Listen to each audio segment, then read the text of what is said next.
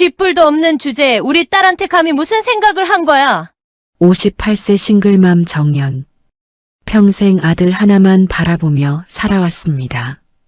그런데 아들의 결혼 상견례 자리에서 예비 장모는 정연의 뺨을 후려쳤습니다. 아니, 정확히는 아들의 뺨을. 하지만 그 아픔은 고스란히 엄마의 가슴에 박혔습니다. 그리고 정연은 결심합니다. 이번만큼은 참지 않겠다고. 이야기 시작 전에 구독과 좋아요 해주시면 더 흥미진진한 이야기로 찾아올게요. 오늘의 사연 지금 시작합니다. 아침 햇살이 어느 작은 아파트 부엌으로 스며들었습니다. 저는 늘 하던 대로 된장찌개를 끓이고 아들 민호가 좋아하는 김을 구웠습니다. 30년을 이렇게 살았습니다. 남편이 세상을 떠난 후 오직 아들 하나만 바라보며 엄마, 오늘 일찍 나갈게요. 민호가 넥타이를 매며 말했습니다. 요즘 들어 부쩍 표정이 밝아졌습니다. 연애를 하는 모양이었죠. 저는 아무 말 없이 도시락을 챙겨주었습니다. 그러던 어느 날 저녁이었습니다. 엄마, 저 결혼하려고요.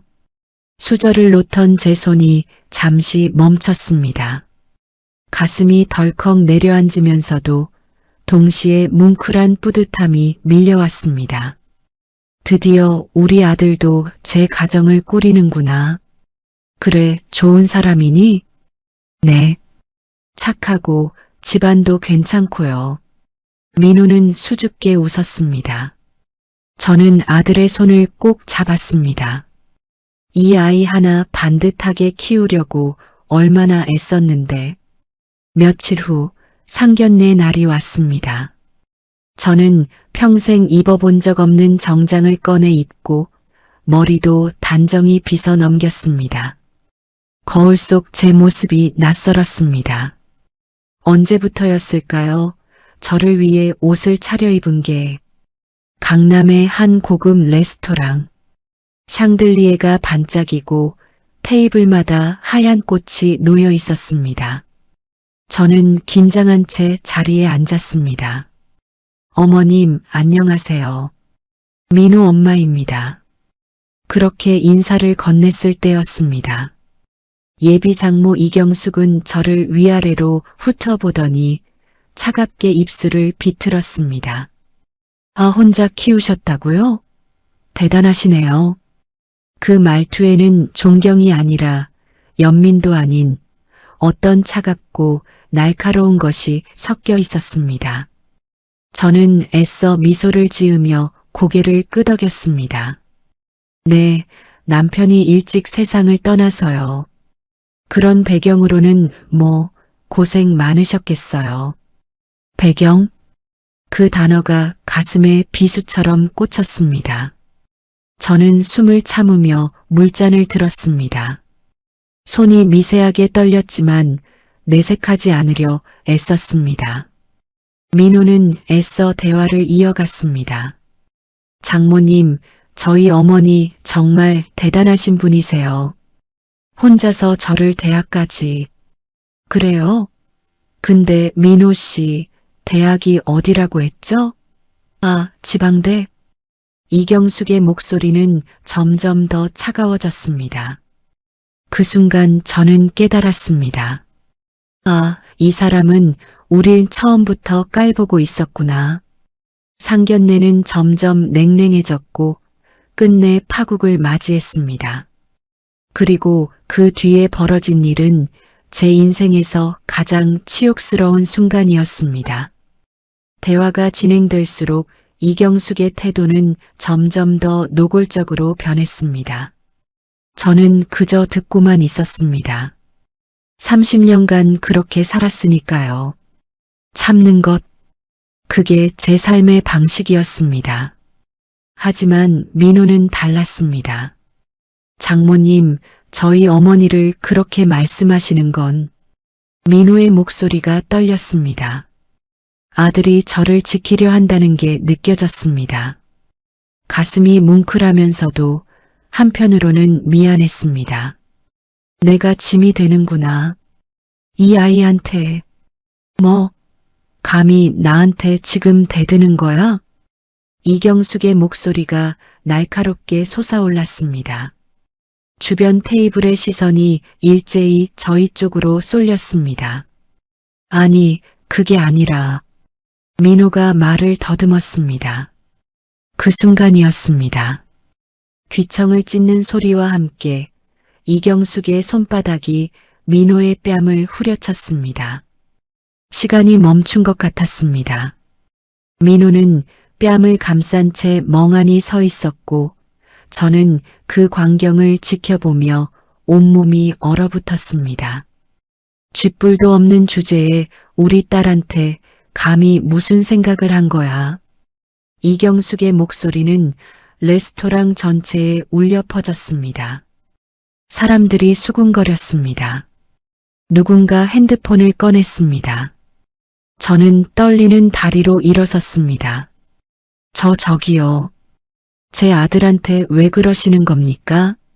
목소리가 나오지 않을 것 같았지만 어떻게든 말을 꺼냈습니다. 왜긴요? 당신네 같은 사람들이 우리 애한테 붙으려고 하니까 그렇죠. 당신네 같은 사람들. 그 말이 제 가슴을 도려냈습니다. 평생 두 가지 일을 하며 아들 뒷바라지했던 날들, 아들 학비 내려고 친정 식구들한테 머리 숙였던 날들, 병원비 때문에 밤새 울었던 날들. 그 모든 게 당신네 같은 사람들이라는 한마디로 부정당하는 기분이었습니다. 저는 주먹을 꽉 쥐었습니다. 손톱이 손바닥을 파고들었지만 아프지 않았습니다. 그 뺨 나한테 친 거예요. 제 목소리는 낮고 떨렸습니다. 내 인생 전부를 때린 거라고요. 이경숙은 코웃음을 쳤습니다. 인생? 웃기지 마세요. 당신네가 무슨 인생을 살았다고. 민호가 제 팔을 잡았습니다. 엄마, 그냥 가요. 여기 있어봤자. 저는 아들의 손을 뿌리쳤습니다. 평생 처음이었습니다. 아들한테 이렇게 한 게 아니야. 이번엔 안 가. 하지만 결국 저는 그 자리를 떠났습니다. 레스토랑을 나서는 내내 사람들의 수군거림이 귓가에 맴돌았습니다. 집으로 돌아오는 택시 안. 저는 창밖을 보며 눈물을 참았습니다. 30년을 이렇게 살았는데 결국 이런 취급을 받는구나. 그날 밤 저는 잠들지 못했습니다. 상견례 이후 일주일이 지났습니다. 민호는 집을 나가 자취를 시작했습니다. 엄마, 당분간 혼자 있을게요. 미안해요. 아들의 목소리는 지쳐 있었습니다. 저는 아무 말도 하지 못했습니다. 내가 짐이 됐구나. 민호가 떠난 집은 텅 비어 있었습니다. 30년 동안 아들을 위해 돌아가던 이 집이 이제는 그저 빈 공간일 뿐이었습니다. 저는 그동안 손대지 못했던 남편의 방을 정리하기 시작했습니다. 오래된 서류, 낡은 옷, 먼지 쌓인 책들. 그 속에서 작은 나무 상자를 발견했습니다. 뚜껑을 열자 오래된 시계 하나가 나왔습니다. 이게 뭐지? 시계는 멈춰 있었습니다. 1998년 3월 15일에서 남편이 세상을 떠나기 2년 전이었습니다. 저는 시계를 들고 오랫동안 바라보았습니다. 남편 얼굴이 떠올랐습니다. 말수 적고 언제나 조용했던 그 사람. 여보, 이 시계는 왜 숨겨두신 거예요? 시계를 닦다가 뒷면에 작은 글씨가 새겨진 걸 발견했습니다. 먼지를 털어내고 자세히 보니 선명한 각인이 드러났습니다. 박하규, 당신이 없었다면 서림은 없었습니다. 영원히 기억하겠습니다. 1998년 3월 15일 서림 서재욱. 손에서 시계가 떨어질 뻔했습니다. 서림그룹? 심장이 빠르게 뛰기 시작했습니다. 그 서림이 설마 사돈 집안 그 서림? 저는 황급히 거실로 나가 리모컨을 집어들었습니다. 뉴스 채널을 돌렸습니다. 경제 뉴스에서 서림그룹 이야기가 나오고 있었습니다. 화면에는 서림그룹 본사 건물이 나왔고 이어서 이경숙의 남편인 부회장이 등장했습니다. 저희 서림그룹은 올해로 창립 27주년을 맞이했습니다. 1998년 회사가 가장 어려웠던 시기에 한 분의 큰 도움이 있었기에 오늘의 서림이 존재할 수 있었습니다. 제 손이 떨렸습니다. 핸드폰을 꺼내 서림그룹 역사를 검색했습니다. 회사 홈페이지가 나왔습니다. 연역을 클릭했습니다. 1998년 3월 경영위기 극복. 박하규 고문의 전폭적 지원으로 회사 정상화. 박하규, 남편 이름이었습니다. 저는 그 자리에 주저앉았습니다. 핸드폰을 떨어뜨릴 뻔했습니다. 고문? 내 남편이 서림그룹의 고문이었다고? 아니, 그보다 더 중요한 건 남편이 그 회사를 살렸다는 사실. 저는 다시 남편의 방으로 달려갔습니다. 서류 더미를 뒤지기 시작했습니다. 오래된 통장, 계약서, 각종 문서들, 그리고 한 장의 낡은 서류를 발견했습니다. 투자계약서, 서림전자 귀중, 투자자, 박하규, 투자금 5억 원, 1998년 3월 15일, 5억 원. 1998년에 5억 원이면 지금으로 치면 10억 원이 넘는 돈이었습니다. 저는 그 서류를 보며 눈물이 났습니다. 그래서 우리가 그렇게 가난했던 거구나. 남편은 평생 저에게 한 번도 이 이야기를 하지 않았습니다. 우리는 생활비가 부족해서 허리가 휘도록 일했고 남편은 병원비조차 제때 쓰지 못하고 세상을 떠났습니다. 그런데 그 사람은 친구의 회사를 살리기 위해 전 재산을 쏟아부었던 겁니다. 저는 서류를 가슴에 꼭 안았습니다. 여보 왜요? 왜 말 안 하셨어요? 그때 서류 사이에서 작은 메모지 한 장이 떨어졌습니다. 남편의 손글씨였습니다. 재우가, 이 돈은 내가 너한테 주는 게 아니야. 내 꿈을 믿고 투자하는 거야. 언젠가 내가 성공하면 나처럼 어려운 사람들 도와줘. 그게 진짜 성공이야. 하규 형. 눈물이 멈추지 않았습니다. 남편은 그런 사람이었습니다. 자신은 가난하게 살면서도 남의 꿈을 위해 모든 걸 내어줄 수 있는. 하지만 이제 저는 알았습니다. 그 회사가 재벌이 됐다는 것도, 그 재벌 가문 사람이 우리를 짓밟았다는 것도. 저는 천천히 일어섰습니다. 시계와 서류를 챙겨 들었습니다. 여보 미안해요. 당신은 조용히 살다 가셨지만 나는 그럴 수 없을 것 같아요. 거울 앞에 선 제 얼굴은 달라져 있었습니다. 30년간 참고 살던 여자가 아니었습니다. 이제는 진실을 밝혀야 하는 엄마였습니다. 내 아들이 맞은 그 뺨. 당신 내가 누구 덕분에 잘 먹고 잘 사는지 알려줄 거예요. 저는 핸드백에 시계와 서류를 조심스럽게 넣었습니다. 다음 날 아침 저는 서림그룹 본사 주소를 검색했습니다. 강남 테헤란로. 30년 만에 처음으로 저는 제 발로 싸움을 걸기로 했습니다. 복수가 아니었습니다.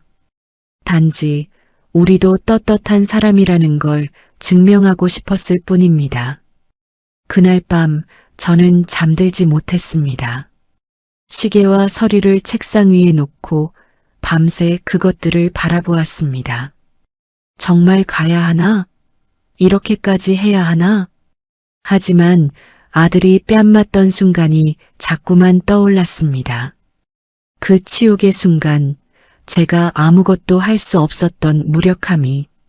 새벽 5시 잠이 오지 않아 저는 다시 남편의 방으로 갔습니다. 어제 발견한 나무 상자, 그 안에 시계만 있었을까 싶어 다시 열어보았습니다. 상자 바닥에 붙어 있던 천을 들어 올리자 그 아래 또 다른 공간이 있었습니다. 이게 뭐지? 작은 수첩 하나가 숨겨져 있었습니다. 남편의 일기장이었습니다. 저는 떨리는 손으로 첫 페이지를 펼쳤습니다. 1998년 3월 20일 재욱이한테 5억을 건넸다. 집사람이 알면 화낼 것 같다. 하지만 어쩔 수 없다. 친구 꿈을 못 이뤄주면 내가 평생 후회할 것 같다. 집사람한테는 회사에서 보너스 받았다고 해야지. 미안하다 여보. 가슴이 무너져 내렸습니다. 여보 그래서 그때 그 거짓말이 생각났습니다. 회사에서 보너스 받았어. 그래서 재욱이 좀 도와줬어. 저는 그 말을 믿었습니다. 아니, 믿고 싶었습니다. 다음 페이지를 넘겼습니다. 1998년 5월 17일 재욱이가 회사 고문 자리를 주겠다고 했다. 거절했다. 나는 그냥 친구 도운 거지. 대가를 바란 게 아니니까. 걔한테 부탁 하나만 했다. 나중에 내가 성공하면 어려운 사람들 도와줘. 그게 진짜 성공이야. 남편은 그런 사람이었습니다. 티내지 않고 대가 바라지 않고 몇 장을 더 넘기다가 마지막 페이지에 멈췄습니다. 1998년 6월 5일 요즘 몸이 안 좋다. 병원 가봐야 할 것 같은데 집에 줄 생활비가 더 급하다. 재욱이한테는 절대 말하지 말아야지.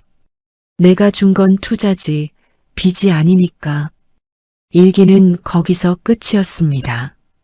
저는 수첩을 덮고 한참을 울었습니다. 그때 병원만 갔어도 내 남편은 안 떠났을 수도 있었는데 남편은 병원비를 아껴 생활비를 냈고 결국 병을 키워 세상을 떠났습니다. 그 모든 게 1998년 그날의 선택 때문이었습니다. 저는 상자를 다시 뒤져보았습니다. 혹시 더 있을까 싶어서였습니다. 상자 옆면에 붙어있던 작은 사진 한 장이 떨어졌습니다. 남편과 낯선 남자가 어깨동무를 하고 웃고 있었습니다. 두 사람 모두 젊고 희망에 차 있는 얼굴이었습니다. 사진 뒷면을 보니 남편 글씨로 이렇게 적혀 있었습니다. 재욱이와 함께 서림전자 공장 준공식 1999년 저는 그 사진을 오래 들여다보았습니다. 사진 속 서재욱은 새 양복을 입고 웃고 있었지만 남편의 옷차림은 초라했습니다. 낡은 와이셔츠에 해진 구두. 그때 이미 우리는 가난해지고 있었구나. 저는 수첩과 사진을 책상 위에 나란히 놓았습니다. 시계와 서류까지. 이 모든 것이 진실을 말해주고 있었습니다. 남편은 친구를 위해 모든 걸 희생했고 그 친구의 회사는 재벌이 됐습니다. 그리고 그 재벌 가문 사람은 우리를 짓밟았습니다. 저는 핸드폰을 꺼내 서림그룹을 다시 검색했습니다. 연역을 더 자세히 읽었습니다. 2000년 서재욱 회장, 사회복지재단 설립, 2005년 매년 장학금 100명 지급, 2010년 무료 급식소 운영. 재욱 씨는 약속을 지키려고 했던 거네. 남편이 부탁했던 것, 어려운 사람들을 도와달라는 그 약속을. 그렇다면 문제는 재욱 씨가 아니었습니다. 문제는 그 밑에 있는 사람들. 남편의 희생을 모르고 그저 재벌이라는 이유로 남을 깔보는 사람들. 저는 시계를 다시 집어들었습니다. 이 시계와 수첩을 가지고 가면 모든 게 밝혀질 거야. 하지만 동시에 두려웠습니다. 이렇게 하는 게 남편이 원했던 걸까? 남편은 평생 조용히 살았습니다. 티내지 않고 자랑하지 않고. 하지만 저는 달랐습니다. 여보, 미안해요. 나는 당신만큼 착하지 못해요. 저는 수첩과 시계, 서류, 사진을 조심스럽게 가방에 담았습니다. 새벽 햇살이 창문으로 들어왔습니다. 저는 거울 앞에 섰습니다. 정연아, 이제 진짜 시작이야. 그날 오전 저는 서림그룹 본사로 향하는 지하철을 탔습니다. 가방을 꼭 껴안으며 남편의 일기 마지막 구절을 떠올렸습니다. 내가 준 건 투자지, 빚이 아니니까. 맞아요, 여보. 투자였죠. 하지만 그 투자가 누구 덕분이었는지 이젠 그들이 알아야 해요. 지하철이 강남역에 도착했습니다. 저는 깊게 숨을 들이쉬고 일어섰습니다. 30년 만에 처음으로 저는 제 목소리를 내기로 했습니다. 서림그룹 본사는 강남 한복판에 우뚝 서 있었습니다. 유리로 뒤덮인 고층 빌딩. 저는 그 앞에 서서 한참을 올려다보았습니다. 여기가 남편이 살린 회사구나. 로비에 들어서자 경비원이 다가왔습니다. 어떻게 오셨습니까? 저 회장님을 뵙고 싶습니다. 예약이 있으신가요? 없습니다. 하지만 이걸 보여드리면. 저는 떨리는 손으로 시계를 꺼냈습니다. 경비원은 의아한 표정으로 시계를 쳐다보더니 무전기를 들었습니다. 얼마 후 비서실 직원이 내려왔습니다. 손님, 이게 정말 어디서 구하신 겁니까? 제 남편 유품입니다. 남편분이 혹시 성함이? 박하규입니다. 그 순간 비서의 얼굴이 창백해졌습니다. 잠시만 기다려주세요. 바로 모시겠습니다. 10분 후 저는 최상층 회장실로 안내되었습니다. 넓은 집무실. 창밖으로 서울 전경이 한눈에 들어왔습니다. 그리고 그곳에서 60대로 보이는 한 노인이 저를 기다리고 있었습니다. 어서 오십시오. 서재욱 회장이었습니다. 남편의 사진 속 그 청년이 이제는 백발의 노인이 되어 있었습니다. 저는 시계를 테이블 위에 조심스럽게 내려놓았습니다. 이 시계 회장님이 새기신 거 맞습니까? 노 회장은 시계를 들어 오랫동안 바라보았습니다. 그의 손이 떨렸습니다. 이게 하규 형이 가지고 있던 거였군요. 형? 네.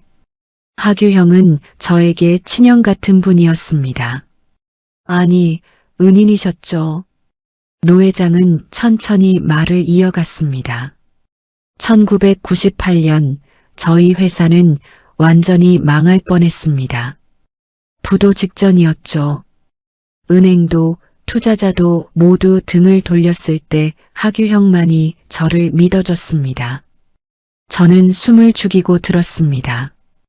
형은 본인 전 재산을 털어서 저희 회사에 투자해 주셨어요. 5억이라는 큰 돈을. 덕분에 회사는 살아났고 지금의 서림그룹이 될 수 있었습니다. 노 회장의 목소리가 떨렸습니다. 하지만 형은 그 이후로 제 도움을 한 번도 받지 않으셨어요. 고문 자리도 거절하시고 내 꿈이니까 내가 알아서 잘 살아라고만 하시고.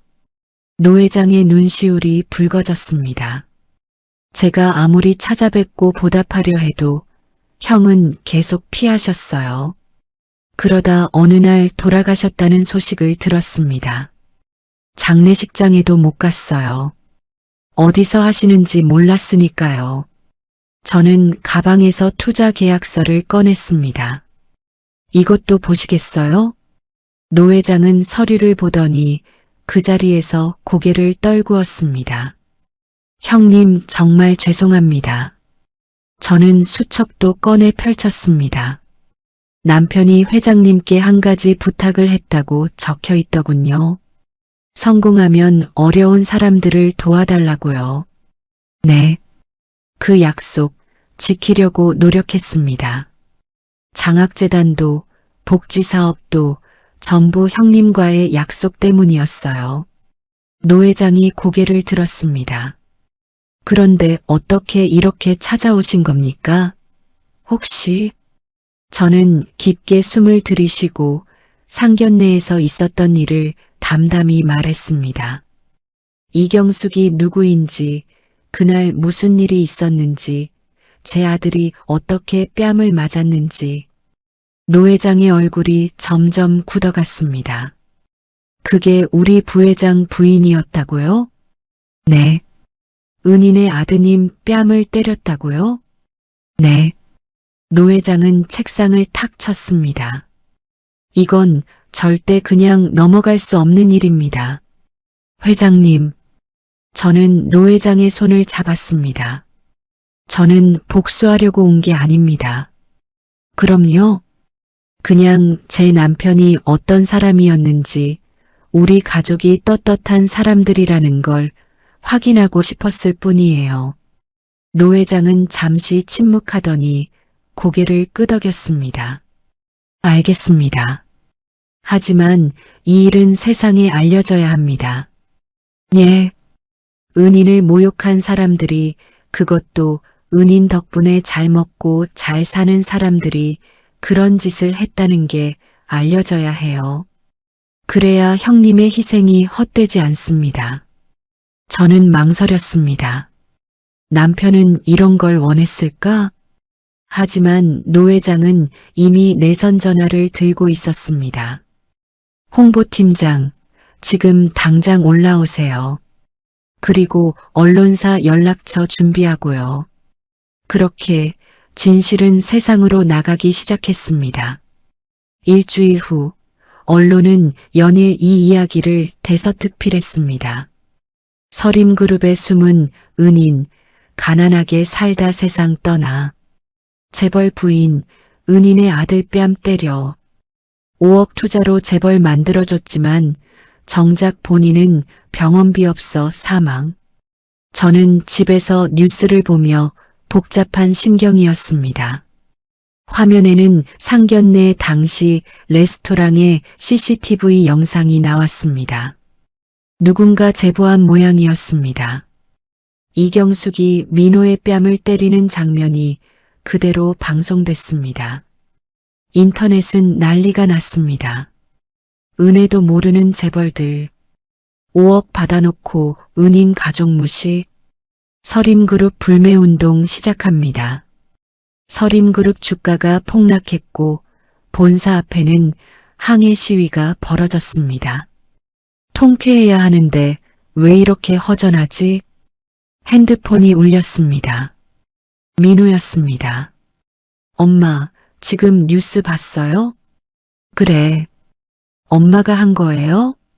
왜 말 안 하셨어요? 미안하다. 엄마가 그냥 참을 수가 없었어. 아버지가 그런 분이었다는 것도 왜 몰랐어요? 왜 숨기셨어요? 민호의 목소리에는 서운함이 묻어났습니다. 저는 한참을 침묵하다가 말했습니다. 엄마도 몰랐어. 일주일 전에야 알았어. 내 아버지가 남긴 수첩을 발견해서. 수첩이요? 그래. 내 아버지는 그런 사람이었어. 아무한테도 말 안 하고 조용히 살다 가신 분. 그런데 왜 엄마는 이렇게 하신 거예요? 엄마는 내 아버지만큼 대단한 사람이 아니니까. 저는 쓴웃음을 지었습니다. 엄마는 그냥 내 아들이 떳떳하게 살았으면 좋겠어서. 그게 다야. 며칠 후 서림그룹은 비상경영회의를 열었습니다. 뉴스에서 속보가 나왔습니다. 서림그룹 이철수 부회장 사퇴 의사 밝혀. 이경숙 여사 공개 사과문 발표 예고. 저는 TV를 껐습니다. 더 이상 보고 싶지 않았습니다. 내가 원했던 게 이런 건가? 그날 밤 민호가 집에 들렀습니다. 엄마 괜찮으세요? 응. 근데 엄마 이경숙 씨 딸이랑 저 결혼 파혼됐대요. 미안하다. 아니에요. 괜찮아요. 민호는 제 손을 잡았습니다. 사실 저도 뺨 맞고 나서 생각 많이 했어요. 저 사람들이랑 가족이 되는 게 맞나 하고요. 민호야. 엄마, 아버지 수첩 저도 볼 수 있을까요? 저는 수첩을 꺼내 아들에게 건넸습니다. 민호는 한참 동안 수첩을 읽었습니다. 눈시울이 붉어졌습니다. 아버지 이렇게 사신 거였구나. 응. 엄마, 아버지는 왜 말씀 안 하셨을까요?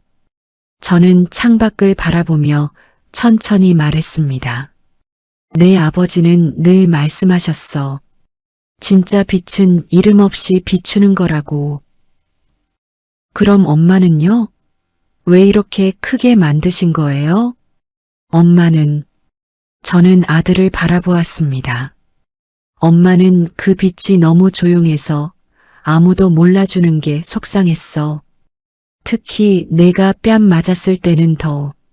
민호가 저를 꼭 안았습니다. 엄마 고마워요. 그날 밤 저는 혼자 남았습니다.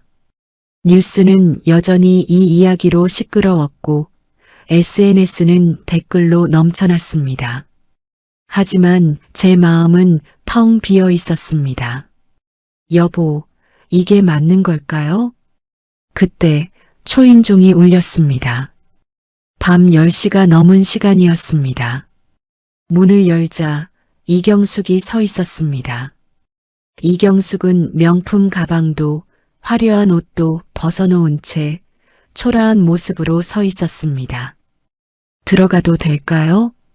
저는 잠시 망설이다가 문을 열어주었습니다. 이경숙은 거실 소파에 앉았습니다.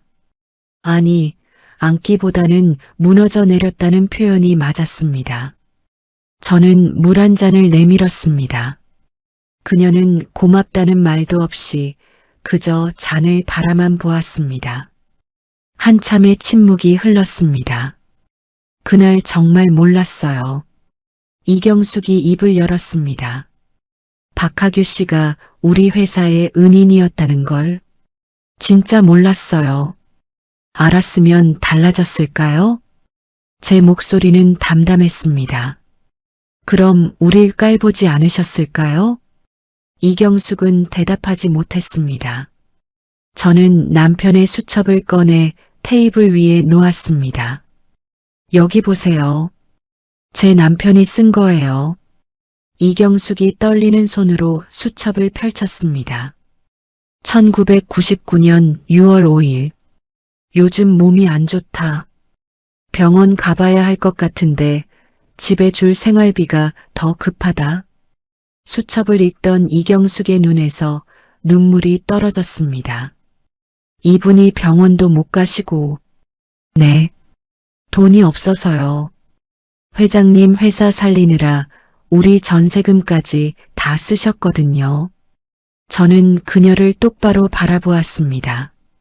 그 돈으로 지금 당신네가 재벌 노릇하고 계신 거예요. 죄송합니다. 사람의 가치를 돈으로 재지 마세요. 제 목소리가 떨렸습니다. 당신이 때린 건 제 아들이 아니었어요. 당신네 집안을 일으킨 남자의 아들이었어요. 이경숙은 아무 말도 못하고 고개를 숙였습니다. 저도 사실은 가난한 집안 출신이었어요.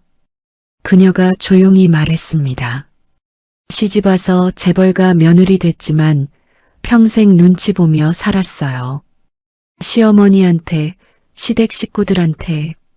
그래서 제 딸만큼은 그렇게 안 살게 하고 싶었어요. 그래서 남의 아들 뺨을 때린 거예요? 아니, 그게 아니라 당신도 무시당하며 살았으면 더 잘 알아야 하는 거 아닌가요? 그 마음이 얼마나 아픈지. 이경숙은 그 자리에서 무릎을 꿇었습니다. 제발 용서해 주세요. 제 딸이, 제 남편이 다 무너지고 있어요. 제발. 저는 그녀를 내려다보았습니다. 남편 장례식장에서 친척들 앞에 고개를 숙였던 제 모습이 떠올랐습니다. 병원비를 빌리러 다니며 무릎 꿇었던 날들이 떠올랐습니다. 이 사람도 지금 그때의 나처럼 무릎을 꿇고 있구나. 하지만 저는 복수의 쾌감을 느끼지 못했습니다. 그저 허무했습니다. 일어나세요. 저는 그녀를 일으켜 세웠습니다. 용서는 제가 할 수 있는 게 아니에요. 그럼 제 남편이 살아계셨다면 뭐라고 하셨을까요? 저는 남편의 수첩을 다시 집어들었습니다. 이분은 평생 이렇게 사셨어요. 남 탓하지 않고 자랑하지 않고 조용히. 이경숙이 고개를 들었습니다. 하지만 저는 그렇게 못 살아요. 제 아들이 모욕당하는 걸 보고도 참을 수는 없었어요. 정말 죄송합니다. 사과는 제 아들한테 하세요. 제가 아니라 민호 씨한테요? 네. 당신이 때린 건 제가 아니라 제 아들이니까요. 이경숙은 고개를 끄덕였습니다. 그날의 장갑 벗겠습니다. 제가 얼마나 오만했는지 이제 알았어요. 그녀가 돌아간 후 저는 오랫동안 창밖을 바라보았습니다. 저녁 노을이 지고 있었습니다. 남편이 좋아하던 시간이었습니다. 여보, 이게 맞는 걸까요? 남편이라면 뭐라고 했을까요? 아마도 이렇게 말했을 겁니다. 당신이 옳다고 생각하는 대로 해. 복수는 끝났지만 마음은 텅 비어 있었습니다. 석 달이 흘렀습니다. 서림그룹은 박학유 장학재단을 설립했습니다. 어려운 환경의 학생들을 돕는 재단이었습니다. 제막식 날 저는 남편의 사진 앞에 섰습니다. 여보, 이게 당신이 원했던 거죠? 사진 속 남편은 조용히 미소 짓고 있었습니다. 노 회장이 다가왔습니다. 형님께서 정말 자랑스러워 하실 겁니다. 감사합니다. 덕분에 남편이 어떤 사람이었는지 세상에 알릴 수 있었어요. 아닙니다. 저희가 더 감사합니다. 그동안 형님 가족을 찾지 못해서 정말 죄송했습니다. 노 회장이 봉투 하나를 건넸습니다. 이건 형님이 투자하신 5억 원의 수익금입니다. 27년간의 이자와 배당금을 계산했습니다. 아니에요. 이건 받을 수 없어요. 저는 손사래를 쳤습니다. 남편은 투자했지 빚을 준 게 아니에요. 이건 회장님 거예요. 하지만 대신 부탁이 하나 있어요. 말씀하세요. 이 돈으로 장학재단을 더 크게 만들어주세요. 민호 같은 아이들, 가난하지만 열심히 공부하는 아이들을 도와주세요. 노 회장은 눈물을 글썽이며 고개를 끄덕였습니다. 그렇게 하겠습니다. 형님의 뜻대로. 그날 저녁 저는 집으로 돌아와 남편의 시계를 꺼냈습니다. 멈춰있던 시계. 1998년 3월 15일에서 멈춰있던. 저는 시계방에서 받아온 시계를 들어 올렸습니다. 수리를 맡겼던 겁니다. 째깍째깍. 시계가 다시 움직이기 시작했습니다. 이제야 멈췄던 시간이 다시 움직이네.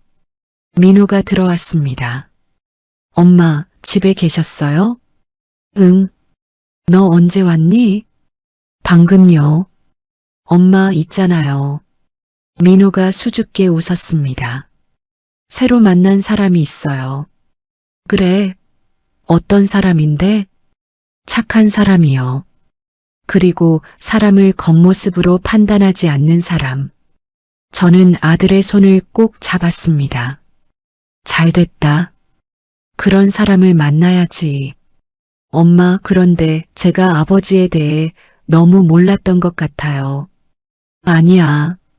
내 아버지는 원래 그런 분이셨어. 저는 시계를 아들에게 보여줬습니다. 보렴. 다시 움직이기 시작했어. 와, 고쳤구나. 응. 27년 만에. 민호가 시계를 들여다보았습니다. 엄마, 근데 정말 궁금한 게 있어요. 엄마는 왜 이렇게까지 하신 거예요? 저는 창밖을 바라보며 천천히 말했습니다. 대단한 건 빛을 남기는 게 아니야. 빛을 남기고도 조용히 떠날 줄 아는 게 대단한 거지. 그럼 엄마는요? 엄마는, 저는 미소 지었습니다. 엄마는 그만큼 대단하지 않아서 그냥 내 아들이 떳떳하게 살았으면 좋겠었어. 민호가 제 손을 꼭 잡았습니다. 엄마도 충분히 대단해요. 아버지만큼. 고마워. 며칠 후 이경숙이 민호를 찾아왔다고 연락이 왔습니다. 민호는 그녀를 만나고 돌아와 말했습니다. 엄마, 이경숙 씨가 사과하러 왔었어요. 그래. 뭐라고 하던? 울면서 사과하더라고요. 자기가 얼마나 잘못했는지 이제야 안다고. 너는 뭐라고 했니? 용서한다고 했어요. 왜? 아버지라면 그렇게 하셨을 것 같아서요. 저는 아들을 꼭 안아주었습니다. 잘했어. 내가 정말 아버지 아들이구나. 그날 밤 저는 혼자 차를 마시며 시계 소리를 들었습니다. 째깍째깍. 27년 만에 다시 움직이는 시간. 그 소리는 저에게 말하고 있었습니다. 이제 당신도 당신의 시간을 살아. 저는 남편의 사진을 바라보며 속삭였습니다. 여보, 이제 좀 떳떳해진 것 같아요. 우리 아들도 저도. 사진 속 남편은 여전히 조용히 미소 짓고 있었습니다. 창밖으로 봄바람이 불어왔습니다. 새로운 계절이 시작되고 있었습니다. 뺨의 자국은 사라졌습니다. 하지만 품격은 남았습니다. 진짜 빛은 돈이 아니라 사람이 사람을 대하는 태도에서 나옵니다. 그리고 그 빛은 세대를 넘어 이어집니다. 당신의 자녀에게 당신은 어떤 빛을 물려주고 싶으신가요? 이야기를 끝까지 들어주셔서 감사합니다. 누군가의 이야기 속에서 당신의 마음이 쉬어갈 수 있길 바랍니다. 구독과 좋아요로 이 따뜻한 여정을 함께 해주세요. 다음 이야기에서 또 만나요.